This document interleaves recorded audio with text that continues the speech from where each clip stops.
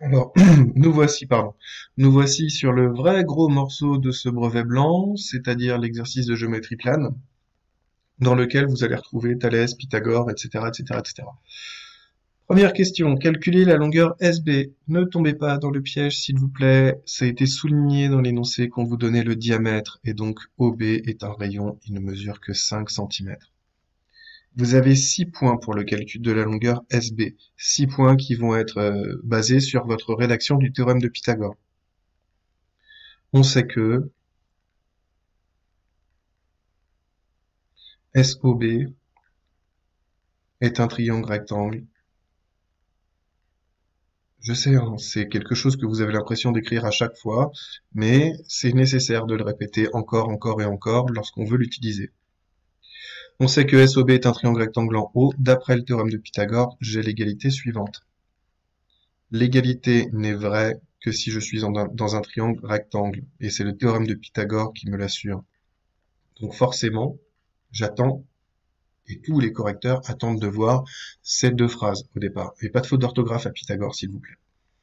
D'après le théorème de Pythagore, on a SB au carré qui est égal à OB carré plus OS au carré. Il n'y a pas besoin d'écrire des tonnes de choses, hein. Après, on a fini ou presque. SB carré, on n'a pas besoin de lequel, on l'a pas, pardon. On a 5 au carré plus 12 au carré. Ce qui va nous donner, au final, je gagne de la place, hein. SB carré égale 169. Et donc, SB qui est égal à racine de 169 égale 13. Ça pourrait être moins 13, mais on est face à une longueur, et une longueur est toujours un nombre positif, donc c'est racine carrée de 169 qui nous intéresse. Deuxième question.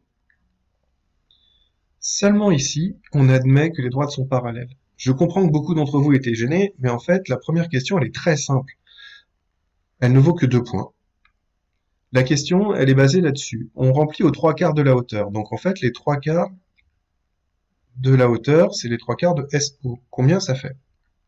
En mathématiques, 3/4 de quelque chose, ça s'exprime sous la forme d'une multiplication. En fait, on va faire 3/4 multiplié par 12 cm. Ça fait 36 sur 4 cm et ça fait 9 cm. Et on a fini. C'est pour ça que ça vaut pas beaucoup de points en fait.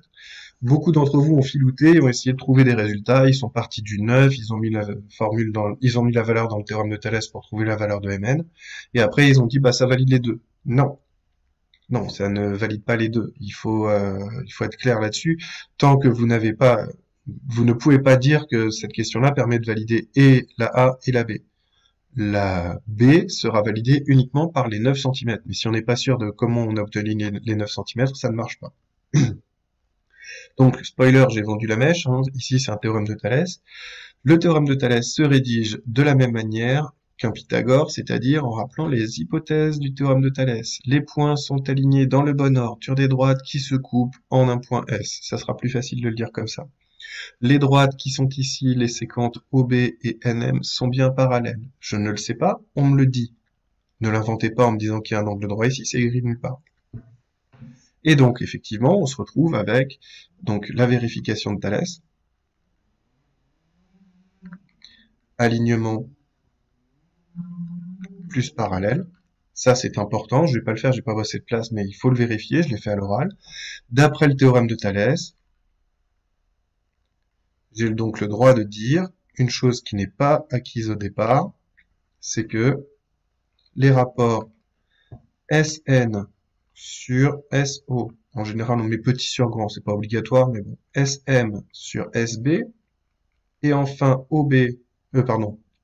Mn sur OB, sont égaux. Dedans, il y en a plusieurs pour lesquels on connaît les longueurs, notamment un pour lequel on a récupéré la valeur juste au-dessus. Donc on a 9 en particulier sur SO qui est 12, qui va être égal à Mn que je cherche, divisé par OB qui fait 5. Attention, c'est pas 10, c'est 5. Après calcul et les produits en croix, que j'ai vu apparaître beaucoup de fois, alors en fait c'est une quatrième proportionnelle, mais bon, on arrive au résultat que Mn est égal à 9 fois 5 divisé par 12. Et ça fait 3,75 cm, s'il vous plaît. Ok, pour la question suivante. c'est juste une application de la formule. Sauf que il faut pas oublier qu'ici, le rayon du liquide, c'est 3,75 cm. La hauteur du liquide, elle est de 9 cm. Si vous utilisez ces valeurs dans la formule qui est proposée, vous tombez sur un volume qui est égal à 133 cm3 arrondi au cm3. J'ai vu beaucoup d'entre vous me refaire le calcul du volume du verre et après prendre les 3/4 du volume du verre. C'est pas tout à fait comme ça que ça marche. On verra, on reviendra dessus plus tard dans l'année. Pour le coup, là, ce qui m'intéresse, c'est autre chose. C'est vraiment repartir de la formule telle qu'elle a été formée. Dernière question.